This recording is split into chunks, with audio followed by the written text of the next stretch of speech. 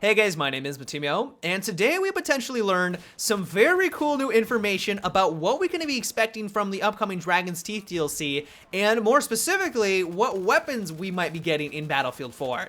So, the internet is an amazing thing, and on the simthic.com forum section, a user named Elements of Progress has somehow managed to dig through the Battlefield files and discovered a bunch of new weapons that we currently don't have in Battlefield 4, and what we could maybe expect in the Dragon's Teeth DLC.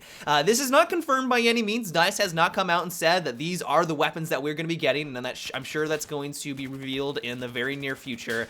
But there is some interesting stuff in these files. There are some things that took me by surprise, and I thought it'd be fun to talk about.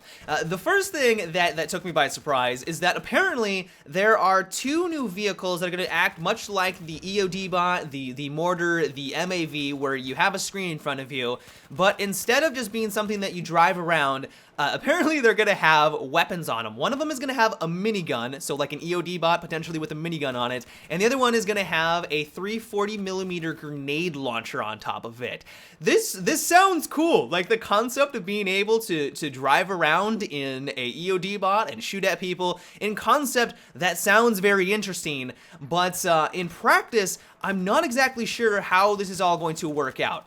In my mind, what I picture happening is that you're going to have a lot of people in the backfield sitting around on an ammo bag or an ammo crate and just driving around with their EOD bot with a machine gun or a grenade launcher on top of it and just trying to kill people that way. And even if these gadgets just suck or they're not very effective, you're still going to see people taking advantage of it because they're not leaving themselves vulnerable to dying. Like once their EOD bot gets destroyed, they don't die personally, and so if you were able to get 1 or 2 kills with that little device, that means that your kill-death ratio is going up and up and up. And never underestimate the power of the kill-death ratio. People will do whatever they can to try to increase it. If you guys remember when the SUAV and the UCAV released with the China Rising DLC, this is exactly what occurred. People would sit in the backfield, they cluttered around an ammo bag, you would have clumps of just support players and recons just sitting in a circle, going prone in the side of the map, and they were just tossing around these devices, getting kills. And the reason why they were doing that is because they could abuse it. Like, if you can abuse anything in a video game, you're gonna find people that do so. And in my opinion, that is a little worrisome. Like, when the DLC launches, I don't want it to be the first stages of Terminator. I think that gadgets can be fun. I think they add a cool dynamic into the game, but if I'm constantly just shooting at drones on the ground, I'm gonna be a little disappointed by that. Like, when I jump into a first-person shooter, I usually want to be shooting at other players, like the first-person shooter aspect of it. And so the way that I can see this being well balanced, and the only way that I can see DICE really making this work, is if they go down 2 different paths. The first path is if they take the Bad Company 2 route, or if they make it so that you only get 1 of these devices per life. So you get 1 of them, you can't resupply them on an ammo bag or an ammo crate. That's all you get for a life, and that's it. The Bad Company 2 route I could see being viable because if you remember back in the day, the MAV had a machine gun on top of it. Like, if you flew this thing around, you could take people out from the sky. It was fairly effective, and I also think if you upgraded it or you used a certain specialization, you could also call in a rocket that was amazing at taking out tanks. Like, it was a very effective little vehicle. The thing about it, though, is that you had to be in a station that was only on 1 part of the map and you were standing at that station. And if the enemy knew that you were in the MAV and they knew what they were doing, they could basically, instead of just trying to take out the MAV up in the sky, they could just go find you sitting or standing at this stationary device and quickly take you out. Like, you are extremely vulnerable when you are in this station. And so maybe this could be something that they could place on certain objectives so that one of these objectives would be a high priority, so people would go and seek out trying to take that objective so that they could have this particular gadget at their disposal for their team. I could see that being a viable option.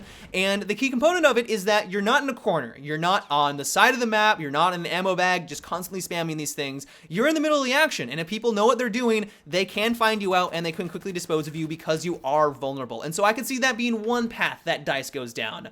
The other one is a lot simpler, and that is just simply making it so that you can't resupply this ever. So even if you're on an ammo bag for 5 minutes, as long as as you've been alive and that thing is destroyed, you're never gonna get a new one. That would make it so that you have to get back into the action. Like, sure, maybe for a couple of minutes you could have gone on a small little kill streak with this thing and gotten a couple of kills, but once it's destroyed, you have to join the players with your player body and leave yourself exposed. That one's a lot more simpler. I could see that actually being what DICE does, but we're gonna have to wait and see. Who knows, maybe these things will be a pile of crap and they won't do a lot of damage, but once again, if people can abuse it, they will abuse it, and so DICE needs to be a little wary when they add this into the game, or at least I think they need to. We also learned a little bit more about the Ballistic Shield. We already knew a little bit about this. We basically knew that it was going to be in the game and that it was going to be a two-hander, but a lot of us expected this to be a gadget for one of the classes, but according to the files that they dug through, it's actually classified as a weapon, and so many people, me included, are thinking that this could be a weapon for the support class, like the support that makes sense, you know, supporting your team, catching bullets for your allies, having people behind you so they can shoot behind your shield. That sounds like something a support player would do. The thing that makes me say this, though, is that when we look through all the weapons, which we'll get to here in a second, there isn't a light machine gun, and as you guys know, usually what DICE likes to do with these DLCs is they like to have one weapon per class. They usually don't give us a carbine, they usually give us maybe like a handgun or something, but there's at least an assault rifle, you get a personal defense weapon, a light machine gun, and a sniper rifle, at least so far with all the DLCs. And so if that's all staying true with each expansion pack, this means that the support class may get a Riot Shield as a primary weapon. And if that is true, I don't know how exactly that is going to work for that class, because if that is the case, the Riot Shield is going to be a very supportive role. Like, you essentially have to be working with your teammates at that point, because if you want to do at least reasonably well, like, you're gonna have to have your teammates supporting you at that point. Like, maybe if you're able to close the gap on the enemy, block some of those bullets for yourself, and then switch on over to your secondary as you duck behind cover and then shoot people as they round the corner on you, then maybe that could be a viable option. But if this is seriously a primary weapon and you can only maybe smack people in the face with it, but pretty much the main gist is that you're trying to catch bullets for your teammates, then the only way I could see this actually being effective is if you're working with some teammates. So that will be very interesting to learn about in the next couple of weeks. But as for the other weapons, the first one we get to take a look at is called the Bulldog, and apparently if these stats are true, this thing is gonna hit like a truck. It's gonna have a rounds per minute of 700 and do 34 damage per shot up close and then drop off to 25 damage at long range, and it's gonna have a magazine of 21 bullets. And so if these stats are true, essentially what this is gonna be is the Scar H with a higher rounds per minute. And so I'm assuming what DICE is gonna do to probably balance this out is either gonna have a very long reload time or it's gonna just bounce all over the place. Like, the kick on this thing must just be incredible. Who knows, maybe they won't. Maybe this will be the most overpowered weapon in the game, or these stats could be completely false. Maybe they are gonna be changing when the DLC actually launches. But the Bulldog could potentially be a very interesting weapon. The one gun that a lot of people are excited about is that the Desert Eagle is apparently going to be making an appearance.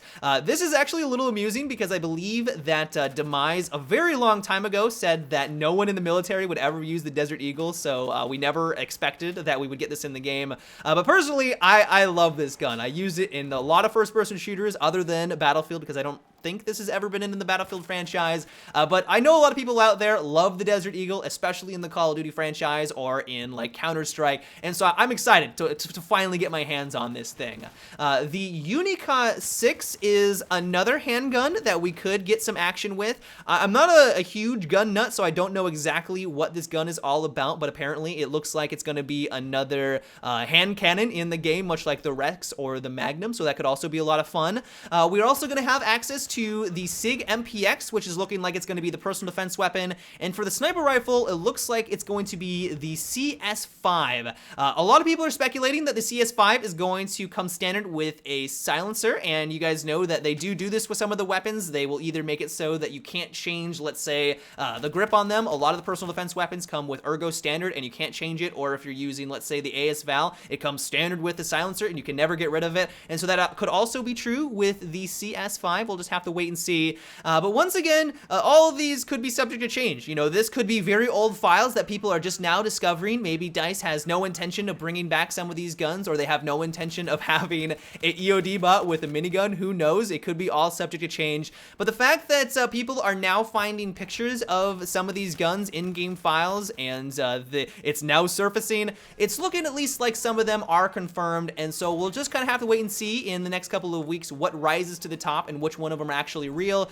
But it's safe to say that at least some of these are actually going to be in the upcoming DLC. But I would love to know what you guys think about all of these new weapons. Which one would you like to get your hands on? Are you a little worried like I am for the potential of having EOD bots with machine guns at the early stages of Terminator? Let me know down below. But that's about it for today's video, guys. I hope you enjoyed, and so until tomorrow, have a good one and take it easy.